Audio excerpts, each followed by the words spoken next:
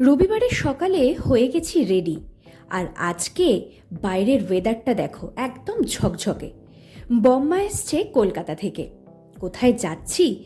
যাচ্ছি আমাদের প্রিয় জায়গা হুমায়ুনস টম্বে।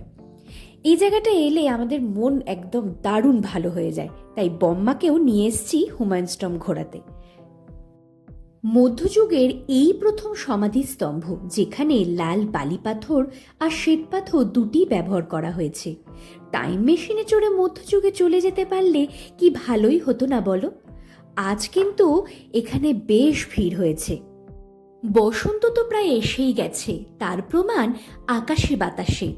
ঝকঝকে নীল আকাশ আর চারিদিকে শিমুল ফুলের সমারোহ পরিবেশটা একটা অন্য মাত্রা এনে দিয়েছে। রবিবার দুপুরে পোলাও, মাটন, ফিশ ফ্রাই দিয়ে দারুণ লাঞ্চ সারলাম। তোমাদের রবিবার কেমন কাটলো?